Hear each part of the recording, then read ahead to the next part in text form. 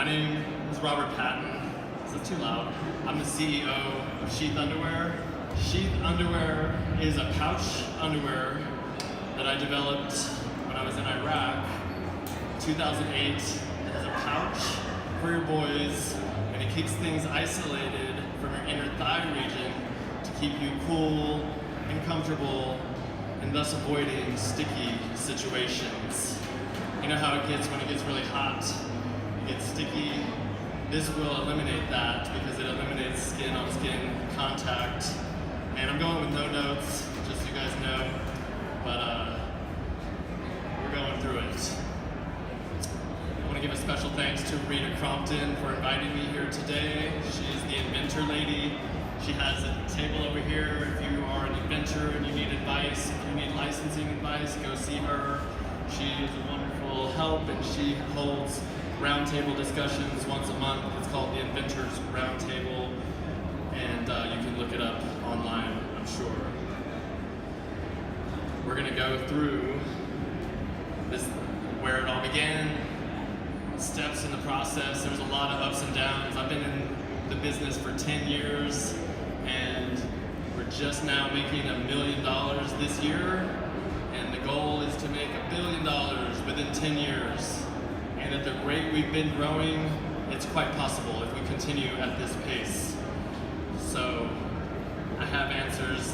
If you have questions, we're gonna get to it. Number one, do not be afraid to fail. As Michael Jordan said, I have failed over and over again in my life, and that is why I succeed, because he didn't quit. Okay, we're all inventors here, or aspiring inventors, or maybe you're just a customer, but thank you very much.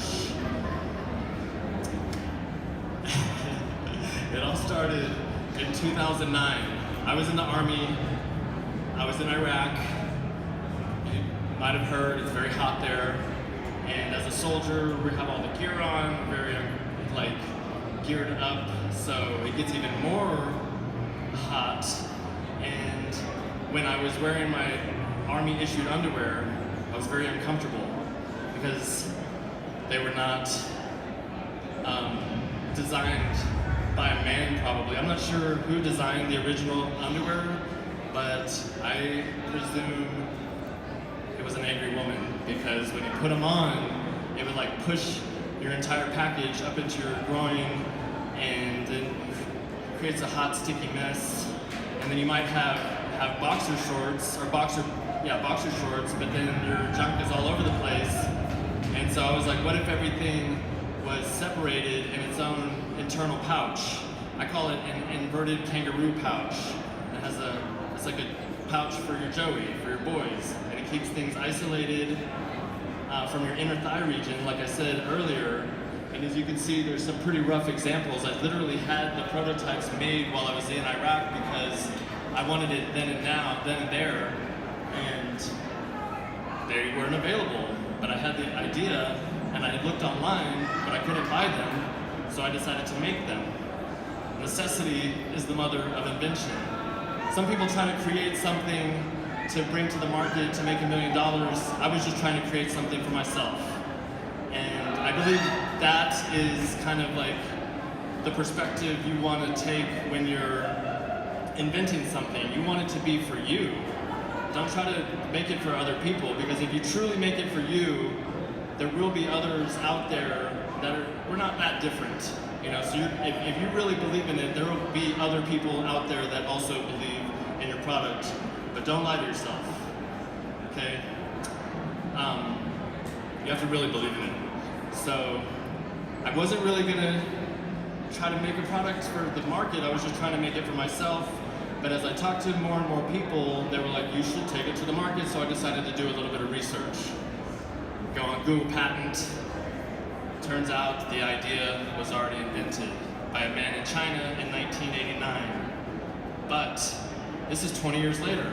The patent had already expired. It's not on the market. So, I didn't stop, but I also was like, I don't need to apply for a patent. I'm just going to go through with developing the product. So I started sewing. I went home, I got the sewing machine, I'm making prototypes, and these are all for me, but as I started making them for my friends, I made some for my brother, who was one of my business partners. Shout out to Matt, what's up? And he was like, you have to turn this into a company. And so I decided to do that. But ideas are easy, okay? The follow-through is the hard part. You have to be committed 100%. You gotta be willing to dedicate 20 years of your life without pay in order to be successful. At least that type of commitment. You need to want it so bad, like as if you were drowning, you wanted oxygen. And that's how bad I wanted it. I got a back tattoo, and so I was like, if I quit this now, that'll be pretty embarrassing, you know, to have a tattoo. Like, what's that? I was like, oh, that was an idea I came up with a long time ago, but I gave up on it. Once you quit, it's over. Key, don't quit. You know, that, like I was saying about Michael Jordan. But you also you can't expect things to be accepted just because you come up with an idea. It's gonna take a lot of hard work, purpose. You have to want it more than you want to breathe. You have to have drive. It takes more than just an idea. Passion. If you aren't passionate, no one else will be. But you also have to have patience. It's not gonna happen overnight, okay? Now, in developing the product further, I did some more research and I found out that there was someone else who had also had an idea. Great minds think alike. You know, most ideas aren't original. I saw this guy, Michael Cephaleo, I've talked to him. He came out with a design patent in 2007. I decided to use this as a template. I altered it slightly. I took out the fly, and I made our own design patent with no fly. As you all know, maybe, or maybe you don't, design patents don't have as much protection as the functionality of a utility patent. So I just changed it up a little bit. He got a little mad, but what are you gonna do? Now, I went to production. And I was super excited. I was like, woo, we got this idea. I found a manufacturer using mfg.com. If you are an inventor and you don't know how to get your product manufactured, you can go to mfg.com. I call it a dating site for people with ideas that need manufacturing. But like I said, I was so excited, I rushed production. And the pouch on the underwear was too high, so when guys would pull them up, it wasn't comfortable. And I'm passing them out to people, and I'm getting the feedback, and ultimately I find out that I have a non-viable product.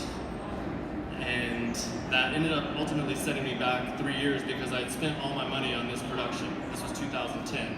This is the SHEATH 1.0. But, you know, I have the back tattoo, I'm not gonna quit. The universe isn't gonna give it away either. You know, you're gonna be tested. You must overcome obstacles. There is a light at the end of the tunnel. It might be 20 years away, it might be 5 years away. It depends on your level of commitment, I would say. So on that 3-year setback, I had these 1,000 pairs. I'm like, what am I gonna do with them? I went to a tailor, shout out to Tony, Elite Tailoring. I was like, if you let me use your sewing machines and teach me how to do this better, I'll man your counters for free. And I worked there for a year. He worked with me on developing a new prototype, and during that time, Kickstarter came about. So I didn't necessarily have to have all the money up front or all together in order to make this design, but I did have a little bit of money, and I did a gamble. I had like $5,000, and I found another production company because I went from that first one for whatever reason. I just picked another one, and I sent my down payment, and I was like, it was a gamble because I did not have the rest of the money. I had 3 months to come up with the rest of the money, so we did a Kickstarter.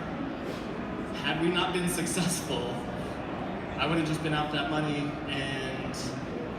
or maybe I would have come up with the money another way, but we were successful, and it was a beautiful thing. We exceeded our goal, and we're on top of the world. We had 377 backers. We got the product a few months later, shipped them to all the customers. Everyone's happy, they're ordering more. We sell out.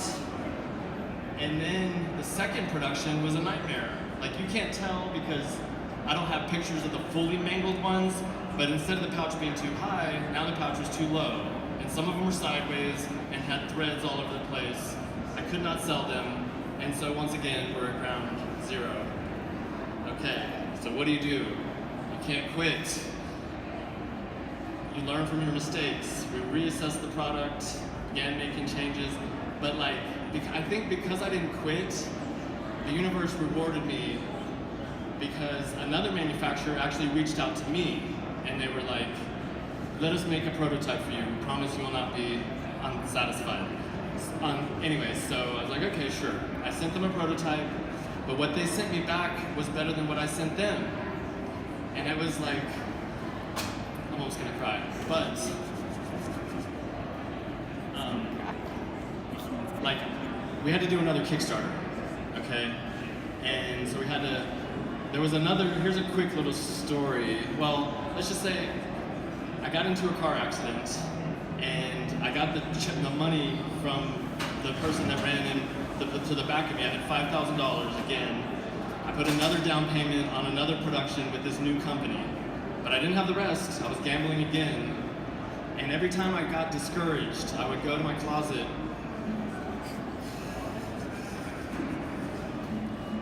and I would put those underwear on, and it was just like this flood would wash over me of like reassurance. It's like, it's gonna be good. It's gonna be real good. And we did it again. We exceeded our manufacturing. I mean, you see the numbers, we made $22,000 or whatever. It wasn't like we were instantly rich, because some of these companies that do Kickstarters, they make like hundreds of thousands of dollars, and you're like, wow, I wish that was me, but you know, we got what we needed to produce to pay for the balance due. We got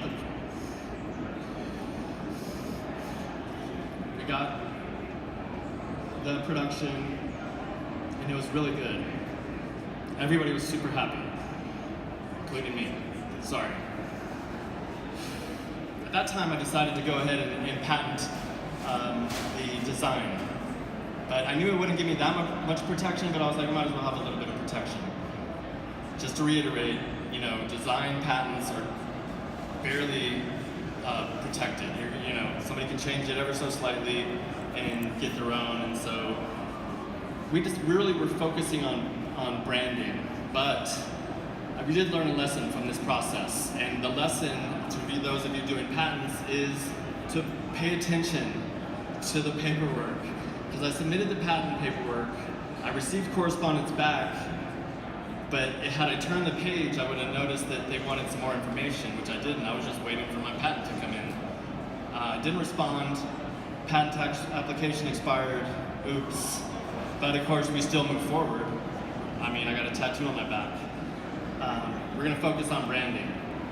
And because of the positive reception of our brand, you know, like of our product, people were eager to get involved. I mean, we have people all over the world that wanted to help and get involved and get a little piece of the pie. And we could get into that later, but we're not gonna get into that. But like I said, I decided to focus on branding and the functionality, which had already been expired, like I said, in 1989. But I didn't really explain it earlier. You know, the underwear has a pouch and it protects the family jewels. These are some of the images of our 2.0. And this was way better, like I said, this was good. We've been going, ever since that last Kickstarter, we've just been doubling revenue annually. And, but you don't stop there. You know, like some companies, Saks underwear, they came up with a pouch, like this little, had these slits, but they never, that was in 2005, they just stopped innovating. We don't stop innovating, we keep innovating. And I suggest you do the same if you have an idea. Don't just rest on your laurels, keep innovating. So we changed to a new designer fabric that was way more, it had like more of a cooling effect. It's called Modal. It is like moisture wicking, antimicrobial, and look at this dude. You know, looks cool, right? I thought so. And we dubbed it the Zen pouch because it creates Zen. Like if you're trying to meditate and you have an irritation and that'll break your concentration.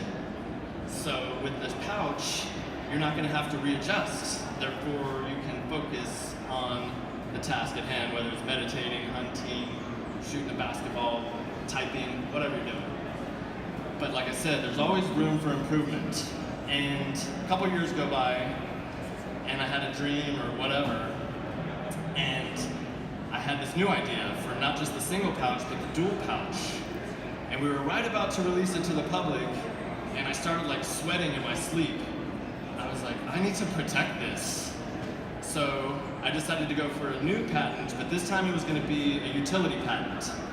And it was the dual pouch, this helps to further isolate the things from, your boys from the inner thigh region, but when things get really hot and sticky, you got further separation, keeps you cool, comfort, isolated, and like I said, you're able to focus. Here's some drawings, and okay, so back to the patent process. We submitted the patent. It's called a provisional patent, which gives you a year of time to kind of come up with the full patent, the non-provisional patent. I turned that in on February 11th, 2017, and I got the correspondence. I read it and everything this time. But there's two dates.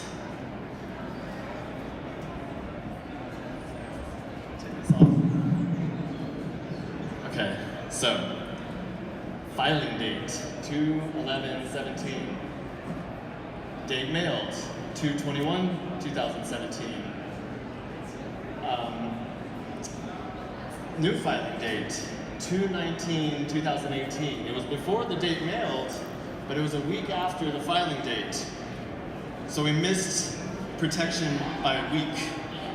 Now, of course I'm not gonna quit, but we lost the protection from that first year.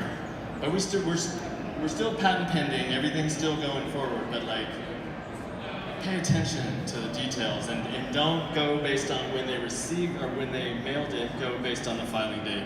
Just a little tidbit.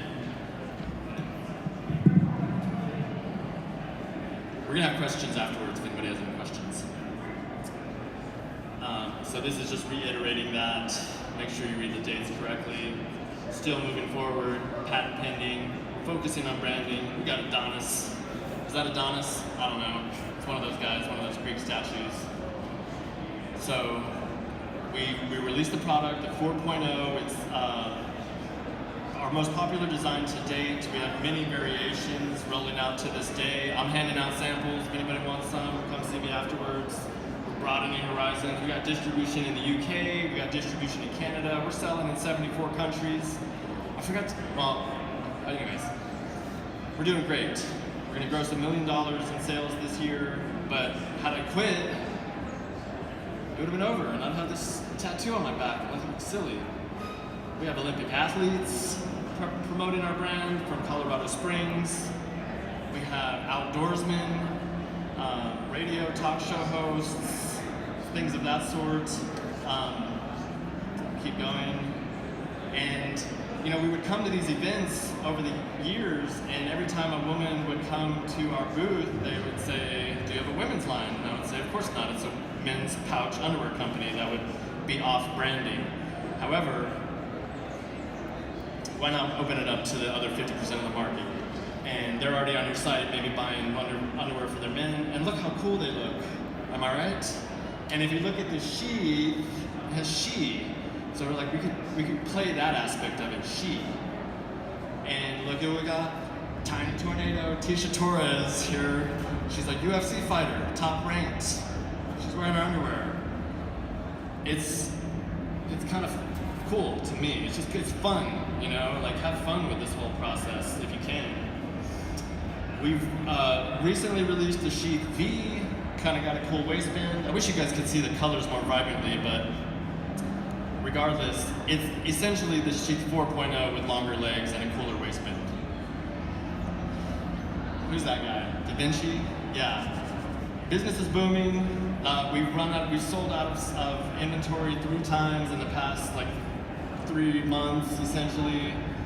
Our team is getting bigger, we're mastering the trade. We're actually, well, I'll get to that. Where are we going? Vegas, baby. Because we're currently operating, we've been operating out of a house this whole time. Any of you guys know when you start, you're doing it from the basement, you're doing it from your garage, we're doing it from our living room, but we had been held back by space, we kept running out of inventory, so I was like, okay, let's put ourselves in a position where we can actually keep inventory. And if we sell it again, that's cool too, because that means you're doing pretty good. Journey ahead, like I said, we've been doubling revenue since 2013. Next year, with this new change, we're going to 5x. Within 10 years, we're going for that billion. You know,